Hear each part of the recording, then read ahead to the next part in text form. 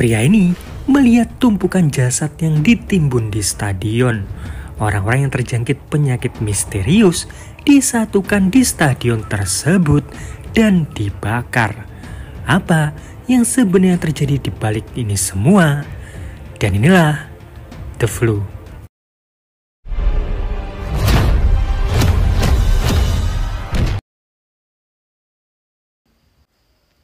Di hari itu, tepatnya di Hong Kong, beberapa orang-orang dari Filipina sedang diselundupkan menuju ke Korea.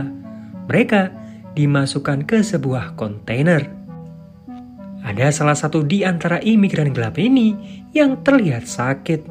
Orang tersebut terus saja batuk. Sementara itu di Korea, seorang regu penyelamat bernama Jigo sedang menyelamatkan seorang wanita yang bernama Ine. Mobil milik Ine saat itu terprosok masuk ke sebuah galian. Setelah semua persiapan selesai, Jigo mulai turun ke bawah. Dia mencoba untuk menenangkan Ine yang tampak panik. Untungnya, di saat-saat terakhir, Jigo bisa dengan cepat menarik Ine keluar dari mobil sebelum mobil tersebut jatuh lebih dalam. Esok harinya, Jigo terus saja bercerita ke rekannya bahwa dia tertarik dengan Ine. Dia berharap bisa bertemu lagi dengan Ine, apalagi jaket miliknya masih dibawa oleh Ine. Tiba-tiba atasannya ngasih tahu bahwa Ine datang untuk mencarinya. Tapi ternyata Ine hanya datang bukan untuk berterima kasih, melainkan meminta bantuannya Jigo untuk mencari tasnya yang terjatuh bersama mobilnya. Jigo menolak karena itu akan sangat berbahaya.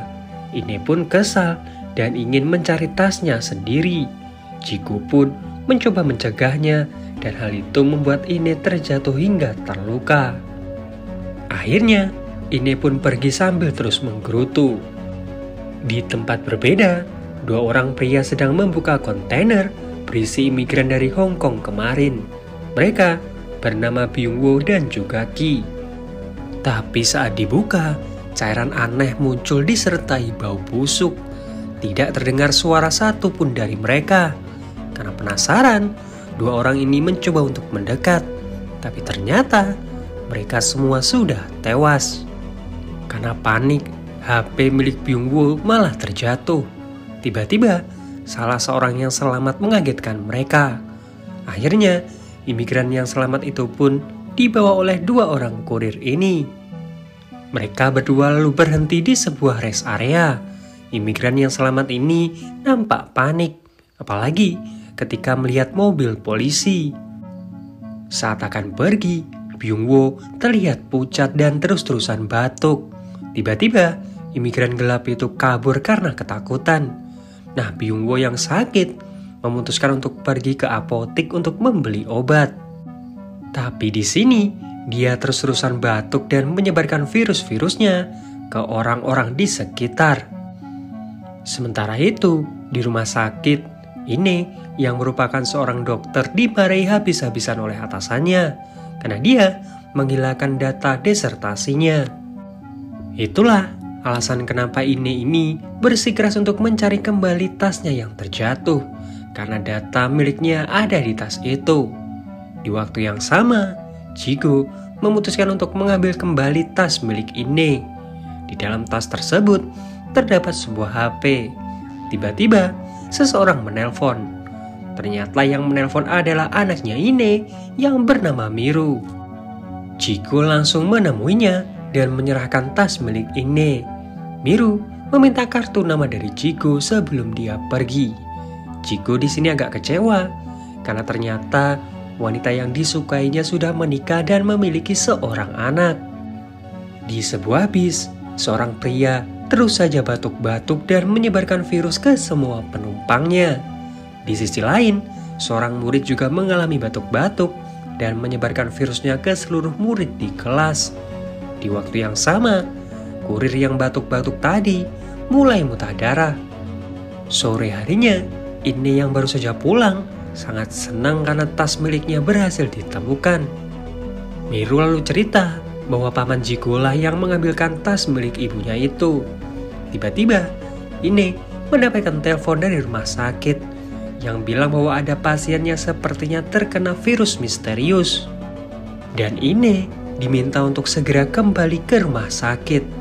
Saat Ine sampai di rumah sakit, dia dikasih tahu bahwa pasien ini sepertinya terkena virus kelas A karena dia terus saja muntah darah. Pasien ini ternyata si kurir Byung-woo.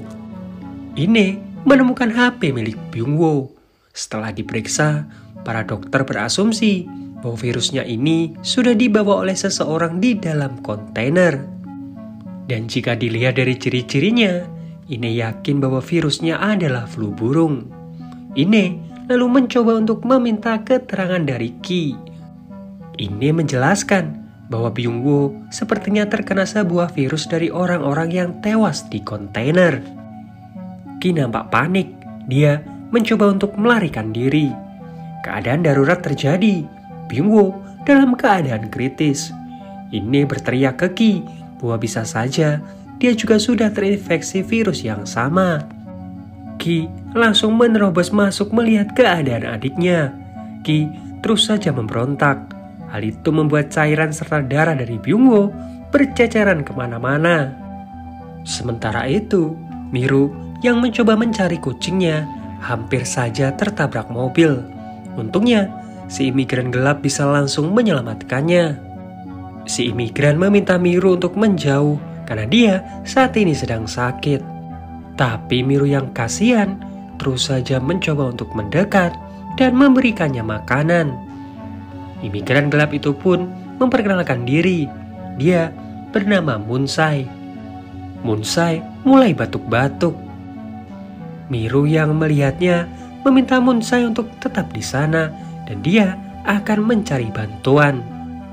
Sementara itu, di rumah sakit, para dokter sedang meneliti virus apa yang sebenarnya diderita oleh Byung-woo. Dari ciri-cirinya, Ine curiga ini virus flu burung.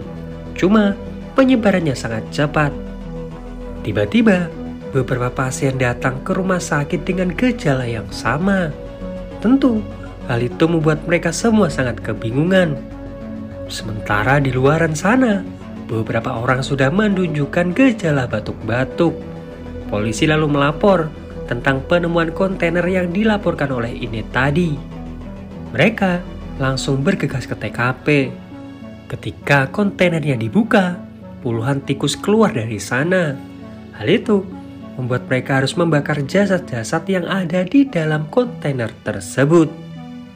Para penjabat kota Budang serta wali kota langsung mengadakan rapat. Profesor Kim mencoba untuk menjelaskan bahwa virus ini sudah menyebar sangat cepat. Bahkan hanya butuh waktu kurang dari 36 jam, orang-orang yang sudah terinfeksi itu akan meninggal.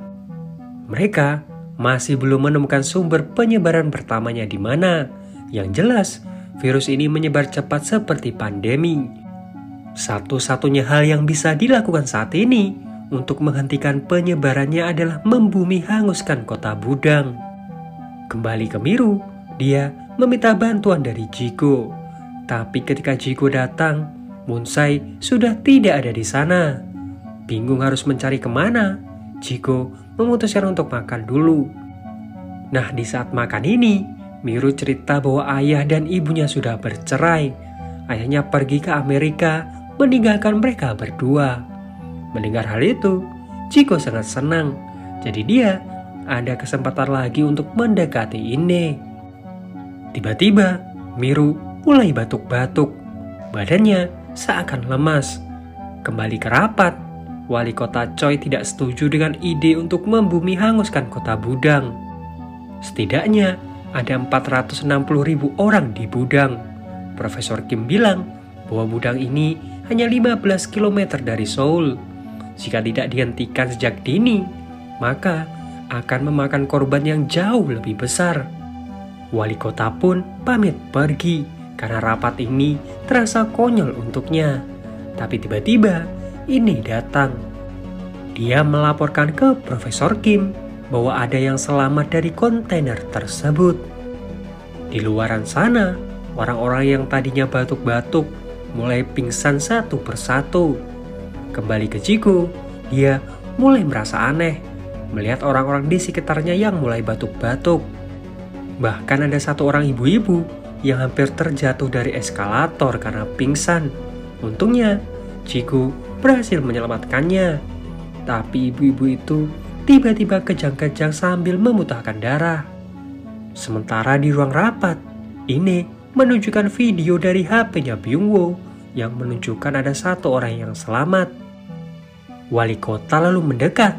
Dia meminta para dokter ini untuk tidak berpura-pura menjadi penyidik dan jangan membuat kegaduhan yang bisa menghancurkan kota. Tapi Profesor Kim tetap mencoba untuk meyakinkan wali kota bahwa kota Budang memang sudah terinfeksi. Tiba-tiba, suara ledakan terdengar. Mereka semua mencoba untuk melihat. Ternyata, di luar terjadi banyak sekali kecelakaan. Kota Budang perlahan mulai kacau. Laporan lalu masuk bahwa ada ratusan pasien yang terus berdatangan ke rumah sakit Budang.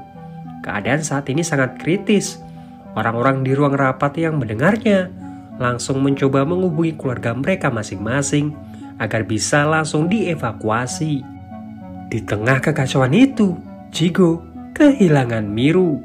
Ine mencoba menghubungi ibunya agar tidak pergi ke Budang dan segera menjauh. Dia sendiri berusaha mencari keberadaan anaknya. Sementara itu, berita tentang pandemi ini sudah sampai ke presiden. Presiden segera memerintahkan semua kepolisian untuk mengisolasi kota Budang. Pemerintah akhirnya menyiarkan langsung tentang berita penyebaran virus tersebut. Semua orang yang mendengar berita tersebut sangat kaget, apalagi ketika Profesor Kim bilang belum ada obat untuk virus ini.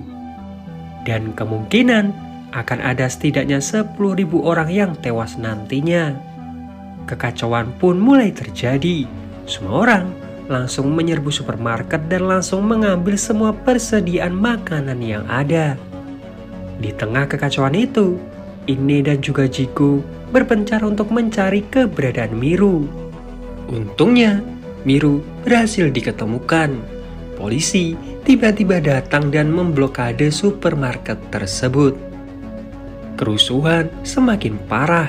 Semua orang berdesak-desakan mencoba untuk keluar. Banyak sekali orang-orang yang terjebak di dalam. Jigo yang kasihan berusaha membuka pagarnya, tapi ini berusaha untuk menghentikannya. Karena di dalam sudah banyak sekali yang terinfeksi. Tapi hati kecilnya Jigo tetap ingin menyelamatkan mereka. Dia pun menyerahkan kunci mobilnya dan meminta Ine untuk segera pergi.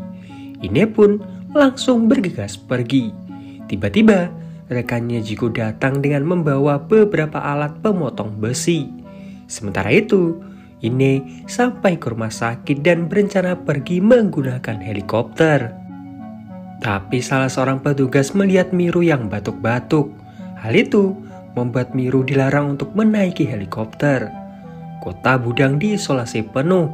Beberapa tentara langsung memblokade kota Budang. Mereka juga mulai menyisiri setiap rumah-rumah untuk mencari orang-orang yang sudah terinfeksi.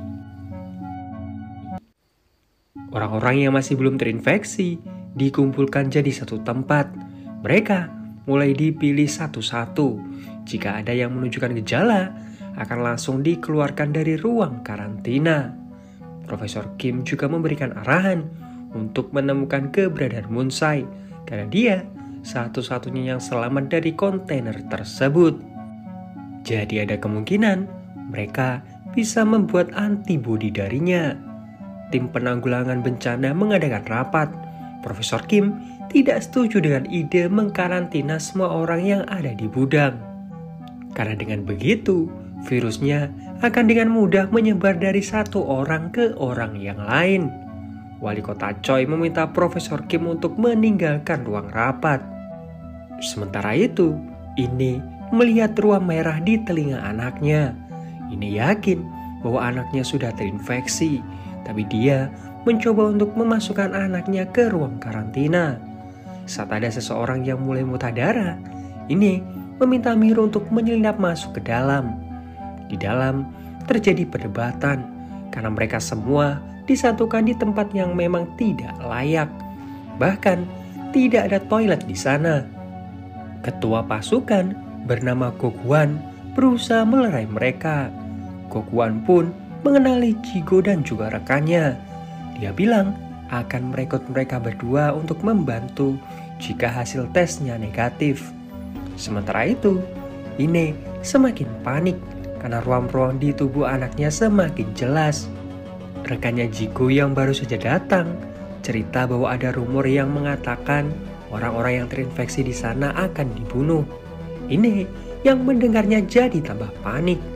Nah, Jigo malah tidak sengaja melihat ruam di tubuhnya Miru. Dia meminta Miru untuk segera diobati, tapi Ine menjelaskan bahwa belum ada obat untuk virus ini. Pemerintah hanya berbohong agar situasinya tetap bisa terkontrol. Jigo pun bertanya, lalu kemana orang-orang yang terinfeksi ini dibawa? Ine hanya bilang, mungkin yang dikatakan rekannya Jigo itu bukan hanya sekedar rumor. Esok harinya, suara tembakan terdengar. Para tentara menjelaskan bahwa suara tembakan-tembakan itu adalah suara dari para tentara yang menembaki burung-burung agar virus tersebut tidak keluar dari gudang. Di dalam, para tentara akhirnya menemukan Munsai. Ine lalu dipanggil dan dimintai tolong untuk membantu membuatkan antibodinya. Dia pun menitipkan Miru ke Jigo. Setelah dilakukan tes, Munsai ini ternyata sudah terinfeksi lebih dari 2 minggu, tapi kondisinya masih stabil.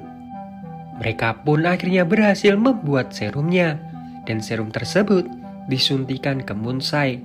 Tapi Profesor Kim meminta Ine serta dokter yang lain untuk menunggu apakah serum tersebut berhasil. Ine punya ide agar lebih efektif untuk mencobanya langsung ke pasien yang terinfeksi. Tapi Profesor Kim melarangnya sebelum serum tersebut benar-benar terbukti berhasil.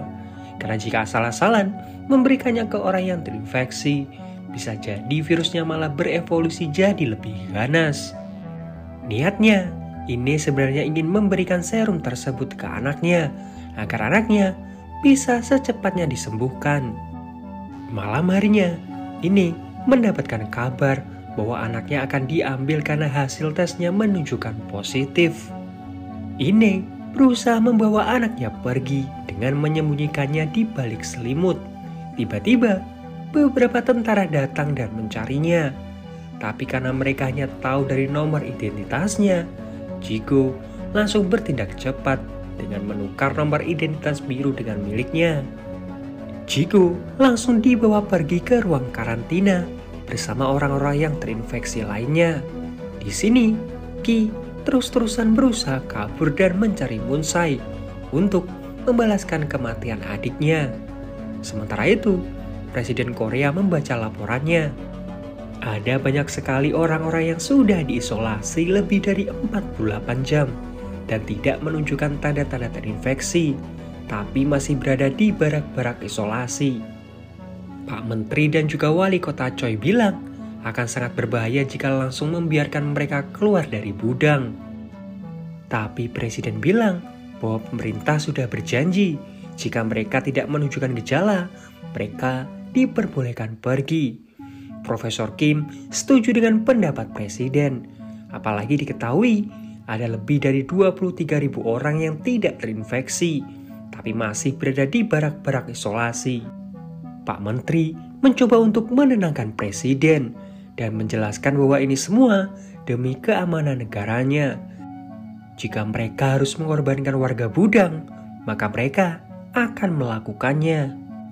Sementara di barak-barak isolasi terjadi perselisihan.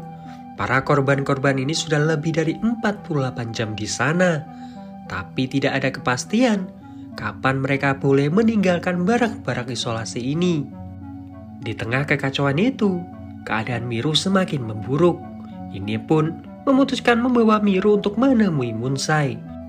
Munsai awalnya menolak karena keterbatasan bahasa, tapi ketika melihat Miru, dia akhirnya mau mentransfusikan darahnya. Tapi belum selesai Ine menyuntikkan serumnya, para tentara keburu datang dan menghentikannya. Di tempat berbeda, Gokwan membayar kepala tentara di sana agar Jigo bisa dikeluarkan dari ruang karantina. Di sini juga terlihat bahwa Gokwan ternyata sudah terinfeksi juga. Sementara Jigo yang baru saja dibebaskan dari ruang karantina melihat beberapa tentara seperti membawa Miru. Jigo berusaha mengejarnya. Dia kaget ketika melihat orang-orang yang sudah terinfeksi ini dimasukkan ke sebuah bungkusan plastik. Bungkusan-bungkusan itu ditumpuk menggunung di satu stadion. Lalu mereka membakarnya. Di waktu yang sama, hasil tes dari darahnya Munsai menunjukkan kemajuan. Dan serum yang dibuat tersebut pun akhirnya berhasil. Tiba-tiba, Inne tersadar. Dia kebingungan mencari anaknya. Inne langsung merebut serum tersebut dan menanyakan di mana keberadaan anaknya. Salah seorang dokter bilang bahwa Miru berada bersama orang-orang yang sudah terinfeksi. Kembali ke Jigo, dia berusaha keras mencari Miru di tengah tumpukan jasad yang menggunung. Ini yang tidak juga menemukan anaknya, mulai putus asa. Dia hanya bisa terkulai lemas. Sementara Jigo mendengarkan suara game yang biasa dimainkan Miru. Karena hal itu, Jigo akhirnya berhasil menemukan Miru. Dia langsung membawa Miru keluar dari sana, tapi para tentara berusaha mengejarnya. Di dalam, seorang tentara kaget melihat ibunya yang sudah terinfeksi. Jadi dia berusaha membawa ibunya pergi. Para tentara lain langsung mengepungnya. Ibunya mencoba menenangkan anaknya dan bilang bahwa dia akan segera diobati. Anaknya ini akhirnya jujur bahwa tidak ada obat untuk penyakit ini, di mana satu-satunya hal yang terjadi pada mereka yang terinfeksi adalah dibunuh. Semua orang yang mendengarnya jadi sangat panik. Kekacauan mulai terjadi di sana. Mereka juga akhirnya tahu bahwa yang dikatakan tentara tadi memang benar, bahwa orang-orang yang terinfeksi akan dibakar di stadion. Kericuan itu membuat para dokter di sana memutuskan untuk membawa Munsai dan juga serum antibodinya keluar dari gudang, agar serum tersebut tidak terkontaminasi. Ini sebenarnya diminta untuk ikut, tapi dia malah menolak. Inne tetap ingin menemukan anaknya terlebih dahulu. Orang-orang mulai berdatangan. Mereka mulai menyerang mobil yang membawa Munsai. Ki langsung datang dan menusuk Munsai. Ki langsung ditembak. Munsai berusaha diselamatkan. Jigo berusaha mengejar Inne yang pergi bersama dengan Munsai dan juga tim medis lainnya. Sementara di pusat, Presiden yang mendapatkan laporan bahwa kondisi di gudang saat ini tidak terkontrol menyalahkan Pak Menteri. Andai Pak Menteri mengikuti perkataan Presiden untuk mengeluarkan orang yang sudah negatif, mungkin kekacauan ini tidak akan terjadi. Kembali ke gudang, kondisi Munsai saat ini kritis. Tiba-tiba, Jigo berhasil menghubungi Inne lewat HT. Nah di sini, Inne bisa sedikit bernafas lega karena anaknya ternyata masih selamat. Inne bilang saat ini dia akan pergi ke Seoul demi melindungi Munsai. Jigo pun pergi dari pusat isolasi, tapi di tengah jalan dia melihat Gokwan yang memimpin pemberontakan. Gokwan saat itu merasa aneh karena jelas-jelas dia melihat Miru yang sudah tewas. Tapi kenapa kondisinya jadi membaik? Gokwan berusaha merebut Miru, tapi Jigo langsung menyerangnya dan kabur. Esok harinya, Jigo berhasil sampai di gudang barat, tepatnya di area perbatasan. Di sini orang-orang sudah berkumpul dan terus menyerang para militer. Gokwan juga terlihat, dia memimpin orang-orang ini untuk pergi ke Seoul. Profesor Kim mendapatkan laporan bahwa Munsai telah meninggal. Hal itu langsung dilaporkan ke Presiden.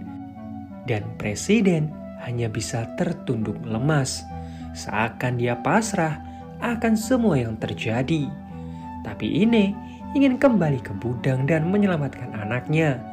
Profesor Kim tentu melarang, tapi ini menjelaskan bahwa anaknya sudah disuntikan antibodi dari Moonsai dan saat ini menunjukkan kemajuan. Jadi anaknya lah satu-satunya harapan mereka semua. Sementara massa yang berkumpul di perbatasan mencoba untuk merusak blokade. Pak Menteri yang mendapatkan kabar Moonsai sudah tewas mau gak mau harus mempertahankan warga Budang agar tidak keluar dari perbatasan. Jadi dia memerintahkan para tentara untuk terus menahan warga Budang dan mengizinkan mereka untuk menembak jika diperlukan. Para tentara saat itu sudah bersiap. Orang-orang berusaha menjelaskan bahwa mereka tidak terinfeksi. Tapi dari belakang, Gokwan datang berusaha menembak Jigo. Tapi untungnya, tembakan itu dihentikan oleh rekannya Jigo. Tapi sialnya, tembakan itu malah membunuh salah satu tentara di perbatasan. Para tentara akhirnya mengambil sikap. Mereka mulai menembaki orang-orang. Presiden yang melihatnya sangat marah. Tapi Pak Menteri juga tidak punya solusi lain. Yang harus mereka pikirkan saat ini hanyalah gimana caranya virus itu tidak keluar dari Budang. Di tengah perdebatan itu, Profesor Kim datang dan bilang bahwa ada salah seorang anak yang sudah diberikan antibodi milik Moonsai dan mulai menunjukkan perkembangan. Tapi masalahnya, anak itu saat ini ada di Budang. Kembali ke Ine, yang akhirnya sampai ke perbatasan. Presiden mencoba mengkonfirmasi hal itu ke Ine. Di Budang, Jigo yang melihat orang-orang tergeletak di jalanan merasa kasihan. Jadi dia mencoba untuk membantu. Miru diminta untuk bersembunyi. Sialnya Miru malah diculik oleh Gokwan. Gokwan berencana mengambil darah milik Miru. Tapi untungnya rekannya Jigo datang dan berusaha menghentikannya. Kembali ke Ine yang malah dilarang untuk masuk ke Budang. Tentu Ine kebingungan. Ternyata tentara mendapatkan perintah baru dari Menteri Pertahanan. Pak Menteri dan salah seorang wakil PBB tetap mengambil keputusan untuk membumi hanguskan Budang. Mereka tidak mau ambil resiko dengan mempercayai sebuah spekulasi ada orang yang punya antibodi baru. Perintah disiarkan ke seluruh personil. Mereka diminta menembak siapa saja yang melewati baris perbatasan. Orang-orang yang mendapatkan peringatan gagah untuk maju ke perbatasan. Ine melihat anaknya dari kejauhan. Miru langsung berlari. Ine berusaha mencegahnya. Mereka mulai ditembaki dan Ine serta Jigo berusaha untuk melindungi Miru. Hal itu membuat Ine tertembak. Semua orang yang melihat hal itu berlari berusaha melindungi Miru dan juga Ine. Presiden langsung memerintahkan semua tentara untuk tidak menembak. Tapi wakil PBB ini memberikan perintah ke personil udara miliknya untuk pergi ke Budang. Mereka diminta bersiap jika ada warga Budang yang meninggalkan perbatasan. Presiden langsung ambil sikap. Dia memerintahkan semua militer untuk menembak pesawat yang menuju ke Budang. Karena melindungi rakyatnya adalah prioritasnya. Setelah perdebatan yang alot, akhirnya wakil PBB ini mau membatalkan misinya. Tapi jika Miru tidak memiliki antibodinya, maka presidenlah yang akan bertanggung jawab nantinya di PBB. Presiden pun memberikan arahan dan mengirimkan tim medis ke perbatasan. Orang-orang yang tertembak mulai diobati. Profesor Kim membawa Miru untuk diperiksa. Dan setelah dilakukan tes, ternyata benar Miru memiliki antibodinya. Pemerintah lalu mengumumkan akan memproduksi antibodinya dalam jumlah banyak. Dan film pun berakhir. Nah itu tadi alur cerita film The Flu. Seperti biasa, like kalau kalian suka, dislike kalau enggak, subscribe kalau belum. Sampai jumpa di video yang lain. Dajung.